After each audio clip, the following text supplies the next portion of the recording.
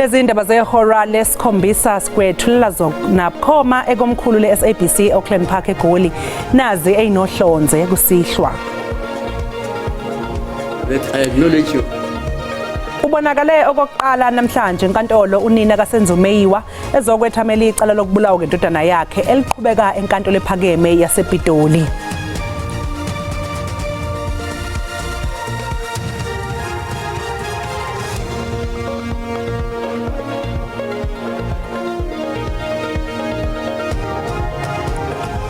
Real intention was never to get a successful prosecution of corruption.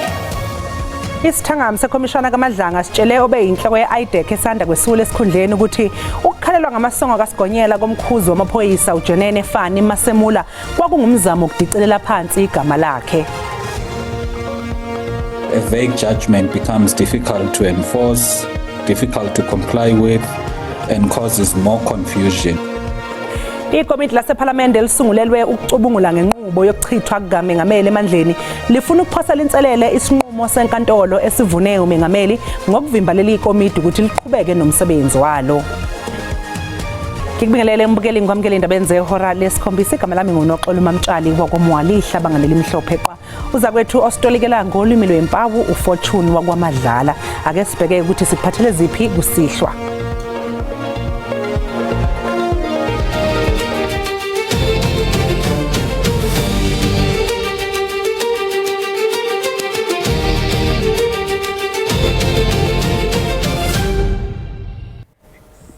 Isithangami sekhomishana kaMadlanga sitshele obeyinhloko ye-IDEC uAdvocate Andrea Johnson osanda kwesula esikhundleni ukuthi ukuboshwa komkhuzi wamaphoyisa kuzwelonke uJenene Fani Masemula kwakungumzamo ukudicelela phansi igama lakhe. uAdvocate Johnson ubesaphekwe ngemibuzo namhlanje kukhomishana.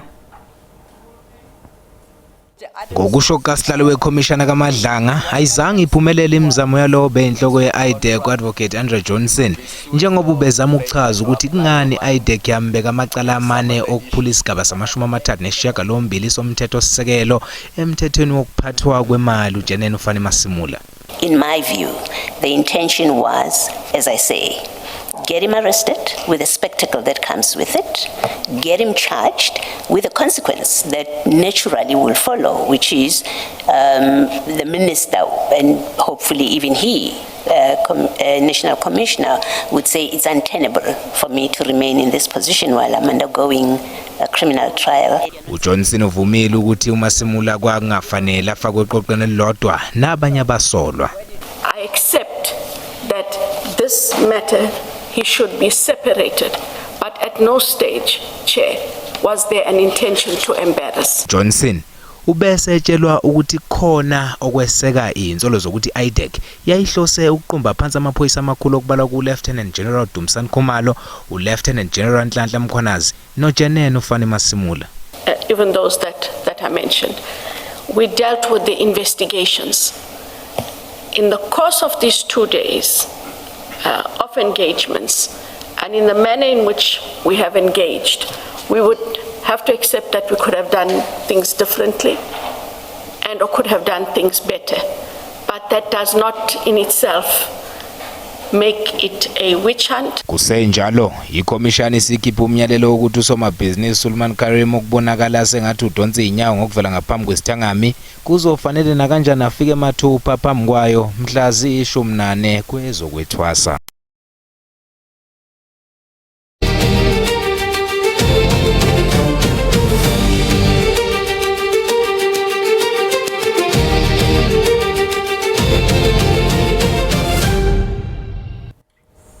Ikomiti lasePhalamende elisungulelwe ukucubungula ngenqubo yokususwa kukaMengameli esikhundleni lizosiphosela inselele isinqumo esikhishwe inkantolo ephakeme yase-Western Cape ngeledlule.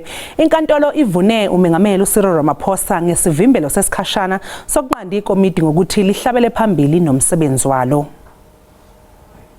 We are of the view that you should not file any application to the High Court because this is a ruling that specifically says it's not for a long term. It might well be healthy in terms of the law going to get a proper evaluation of this judgment, because it's correct that the judgment is somewhat ambiguous and vague.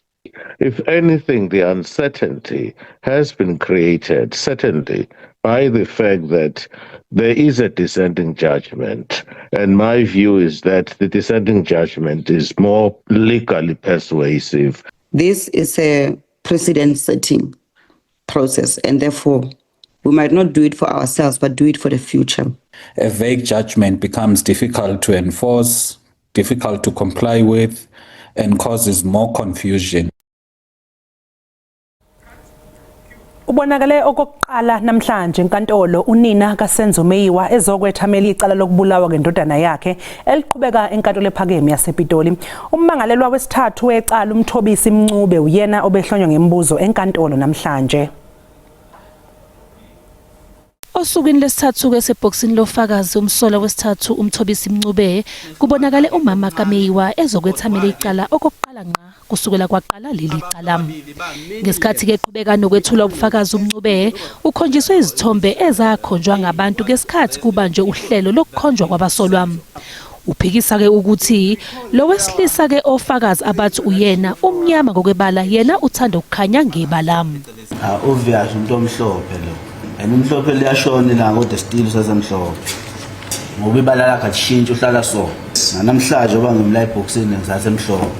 Umshushisi wombuso uDokotela Ronnie Sibanda uthi ubufakazi bofakazi buchaza omunye umsola owangena endlini wayenezinwele ezinemiyeko okuhambisana nesitatimende esenziwa abantu ababekhona endlini ngosuku ekwabulawa ngalo Meyiwa. Icala liyaqhubeka kusasa. Kusenjalo intatheli yezindaba ze-SABC uChriselda Lewis ikhulume ngokukhethekile ke nonina kaMeyiwa njengoba ebese enkantolo kokuqala ngqa namhlanje. Mama, sekuhlangene iminyaka engu-12 kwashona indodana yakho. Kungabe umama uzizwa kanjani? Ngizizwa buhlungu ukuthi akakenze ubulungiswa. Mina engikucelayo nje ukuthi kwenze ubulungiswa nanokuthi ke amathemba onke sengwabeke kunele ukuthi mhlambe njengoba uyena osiphathele icala njengoba uyena wathatha usibisezekena wathatha ngaba kenze kulutho kubuneli akangenelelanga engithanda ukubonga yena ukuthi kuze kube ekhambe kuze kufike la ngenxa kanele ngoba kwangenelela yena engicelayo ngicela ukuthi kwenze ubulungiswa amaningi angenawo. Uyaqala ukubona abasolwa ngokubulala indodana yakho. Kungabe bunjani ubunzima okubabona? Kunzima yo kunzima kakhulu. Kunzima ngiyasaba ngiyaqhaqhazela ngoba kumina ngoku isilonda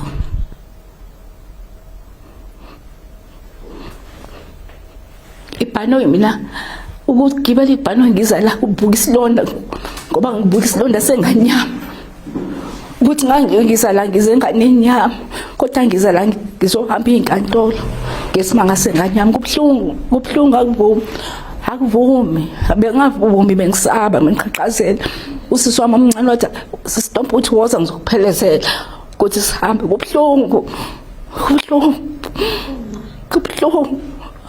ngiyacela abantu bangibuze umsebenzi ngubhlungu. Ngishilo ngathi amathemba amonke ngwabeke kunene engicelayo ukuthi kwenze ubulungiswa ngicela nje bangisaphendula. Labantu besendlini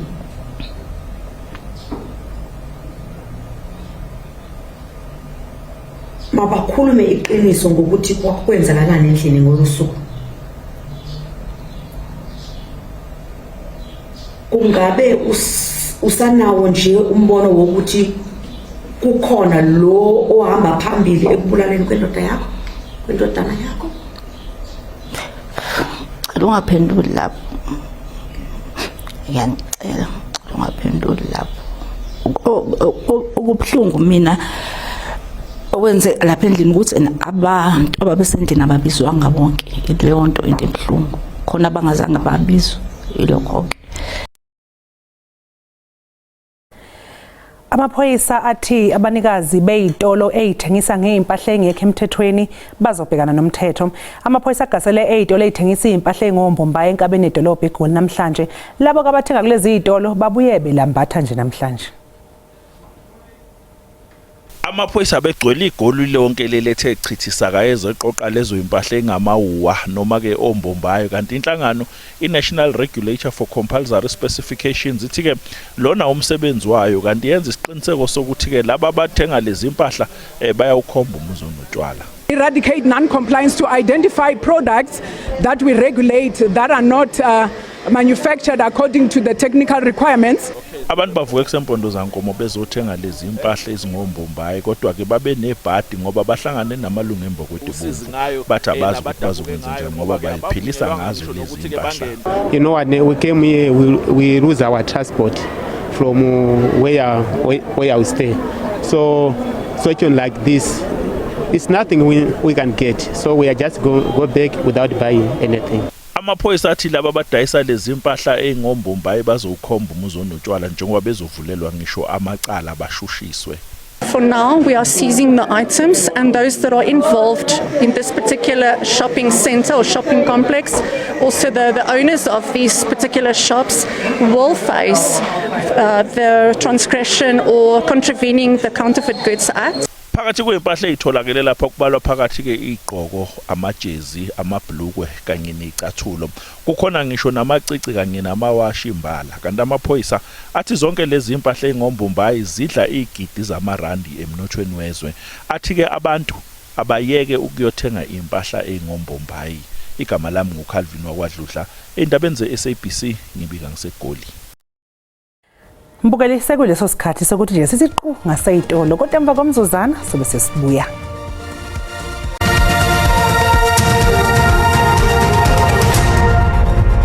Lesikwamukele mbukeli mangabe usanda kungena sikwaziseke ukuthi lezi indaba ziyatholakala ku YouTube na ku SABC Plus. Ungena nje kuze uyicike ngamagama athi SABC izindaba. Abameli babamangalelwa ecaleni elibhekene noVusimuzi Cat Matlala kanye nabanye basamileke kwelokuthi amaphoyisa sengeimithiyo ngokwenzeka ngosuku kwaboshwa ngalo ummangalelwa wokuqala uMusa Kekana. Kube nempikiswano ummeli kaMusa Kekane esola ufakazi wombuso omkhuzi wethimba lamaphoyisa iTactical Response Team uKapteni Alfred Segobela ngokwenza kuphambene nomthetho ngokugasela emzini kaKekane ngaphandle kwencwadi egunyaza ukusesha ukuqoqa ubufakazi nokubopha ummangalelwa. uKekane waboshwa ngonyaka we-2024 mayelana necala lokubulawa kuka-Armand Swart. uSegobela eziphendulelo ukuthi amaphoyisa ayengeke alibazise ukugasela emzini kaKekane ngoba ubufakazi obubalulekile babungase bususwe noma buphazamiseke. At that time I had not yet known if I apply for a search warrant, whose house am I going to search? The only thing that I had in my possession is the address, registration plate number of the vehicle. uKekane usebhekene namacala okuzama ukubulala uTebogo Thobejane umdidiyelo omculo owaziwa ngo-DJ Vetis kanye nosomabhizinisi uJoe Sibanyoni. Amaphoyisa athi athola izibhamu emzini wakhe ezixhumene nalawa macala. Accused number 1 instructs me that when you specifically approached him, you called him by his name and said, Musa, usale stout. Meaning, Musa, you still naughty. He is not telling the truth because I had not known his name that day. Izinkantolo somabhizinisi waseNorthwest uBrown Mogotsi usephinde wakhala ngaphansi futhi enkantolo ephakeme eGoli ngemumva kokuchithwa kwesicelo sakhe sebheyili esiphuthumayo ngemumva kokuchithwa enkantolo yeMantshi seGoli imenqabele ibheyili osekuze kwaba izikhawu ezimbili. Umkhuzi omusha wamaphoyisa eWestern Cape Lieutenant General Sizakhele Gyanki uthi kuzoba seqhulwini ukulwisana nodlame lwezibhamu, udlame olubhekiswe kwabesifazane nezingane kanye nokuqinisa ukusebenza kweziteshi zamaphoyisa esifundazweni.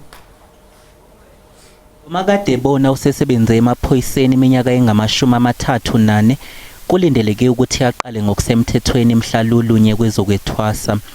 uGyanki uthi ukwehlisa izinga lobugebengu kuzoba seqhulwini ngaphansi kobuholi bakhe. Ndinethemba ke kunye namapolisa endinawo apha eWestern Cape, amadoda nabafazi sawusebenza ukuze sibe nempumelelo ukuqinisekisa ukuthi iNtshona Koloni ikhuselekile. Sizawusebenza kunye nawo wonke umuntu okhoyo ukuze siqinisekise ukhuseleko labantu base-Western Cape. UGyanki kufike ngesikhathi lapho isifundazwe sibhekene nezinga eliphezulu lobugebengu. This appointment comes against the backdrop of another painful weekend in which 11 lives were lost in separate violent incidents in the city of Cape Town. This is a stark reminder that behind every crime statistic is a grieving family, a traumatized community, and a society demanding decisive action. It is a difficult time to step up and lead, but it is a critical time to step up and lead. Now is the time that the residents of this province, the citizens of this province, are really looking to leadership and looking for leadership. UGyanki uthi maduze uzokwethula uhlelo lokubhekana nobugebengu bokuqola abantu imali, udlame lwamaqembu emgulukudu nezinye izinselele zobugebengu esifundazweni. Ikhomishana yokhetho iIEC ibambe isithangamina beindaba icacisa ngokuzokwenzeka njengoba sekusondela ukhetho lohulumeni beindawo.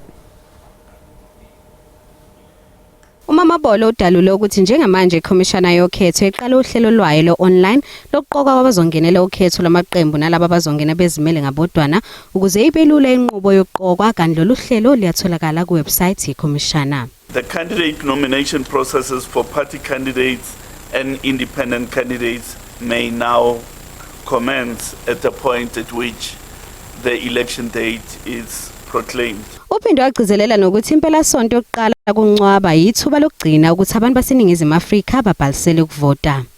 With less than 100 days remaining before the local government elections, the Electoral Commission reminds all eligible South Africans that the weekend of 1st and 2nd August 2026 marks the final voting station-based registration opportunity.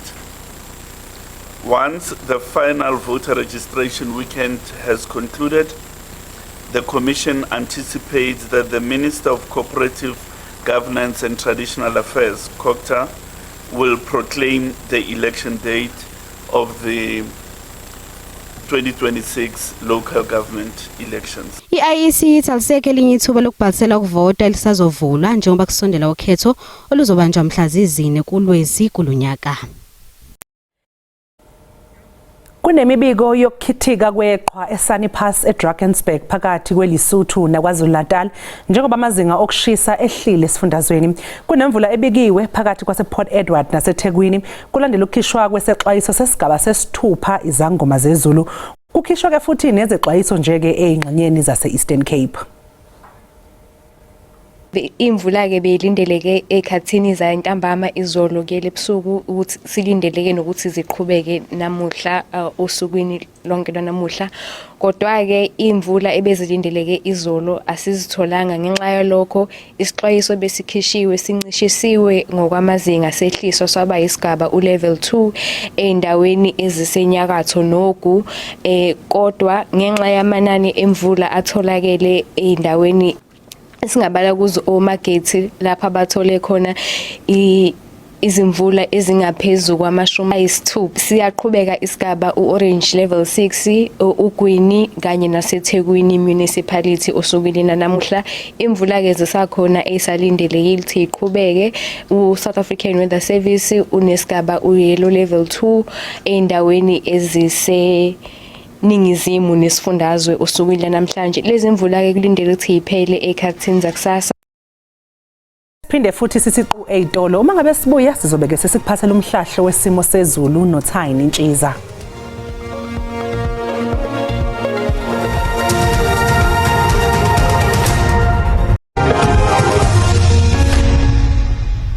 Nginibengele babukele emakhaya ngiphinde nginamukele kwesimo sezulu sanamhlanje kusihlo ake sibethe sime kanje uqaphela nje mbukeli liyakhitheka ke izulu esifundazweni iFree State kuye njalo nje esifundazweni Eastern Cape nakhona ke nje esifundazweni iKwaZulu-Natal phela siqaphela sayimvula ke sinemali ethanda basiqiniseke nje khona ke esifundazweni iEastern Cape kuye njalo esifundazweni iKwaZulu-Natal kanti kusaswe iqaphela sayimvula ke ezinkulu engasho ukuthi imvula ezinamandla khona ke nje esifundazweni iKwaZulu-Natal kepha nje mancane amathuba emvula alindelekile nje khona ke esifundazweni iEastern Cape kanti ke isixwayiso sethu ke sakusihle lapho siphuma khona ka-South African Weather Service simi kanje soxoxela lezi imvula ezinamandla ethanda baziqiniseke nje khona ke esifundazweni Eastern Cape kuye njalo nje kwelikaMthaniya nakhona ke nje esifundazweni iFree State kanti ke singesixwayiso sethu ke sakusasa simi kanje soxoxela lo moya kuvunguza ngamandla ongadalo na kuba ulwandle lugubhe amagagasi khona ke nje mawubhekise khona ke kwelikaMthaniya kanti ke amazinga ukushisa kusasa kakhulukazi mawubhekise khona ke nje egoli Soweto kaNdonga ziyaduma la kubuza ngempela namhlanje ebusuku ukuthi ngubonga ke ngawo u6 kanti lithanda ukuthi nje lipholeke emini ngo20 mawubhekise khona ke nje Pretoria ngasho ukuthi lipholile ngawo u23 mawubhekise khona ke nje esifundazweni iLimpopo amazinga ukushisa ame kanje lifudumeleke eGiyani ngo25 kuye njalo nje eMusina singawulindela u26 mawubhekise khona ke nje esifundazweni iMpumalanga amazinga ukushisa ame kanje liyabanda eMbombela ngo18 kuye njalo nje eMelo singawulindela u17 mawubhekise khona ke esifundazweni iKwaZulu Natal eThekwini eClermont kwaMashu eMlazi liyabanda namhlanje ebusuku ngawo nje u14 kuye njalo nje u20 kanti ke Olundi liyabanda ngo19 kuye njalo nje eMgungundlovu singawulindela u16 mawubhekise khona ke nje esifundazweni Eastern Cape amazinga ukushisa ame kanje liyabanda eMthatha ngo14 kanti ke Gqeberha singawulindela nje u19 mawubhekise khona ke nje esifundazweni Western Cape amazinga ukushisa ame kanje lithanda ukuthi nje lipholeke Kapa lodumo ngo20 kuye njalo nje George liyabanda ngo19 mawubhekise khona ke nje esifundazweni iNorthern Cape amazinga ukushisa ame kanje liyabanda ke eKimberley ngo18 kuye njalo nje eCalvin singawulindela u19 kanti ke Appington lithanda ukuthi nje liphole ngawo u22 mawubhekise khona ke nje esifundazweni iFree State amazinga ukushisa ame kanje liyabanda eBethlehem ngo16 kuye njalo nje eBloemfontein singawulindela u17 mawubhekise khona ke nje esifundazweni iNorthwest amazinga ukushisa ame kanje lipholele eRustenburg ngo23 kuye njalo nje eMahikeng ngasho nje ukuthi lipholile ngawo u23 ngisibeka lapho ke isimo sezulu namhlanje kwesihla mina ke nginto ngamadlamini olangelihle ngoba libalele ithi konke kufeziwe.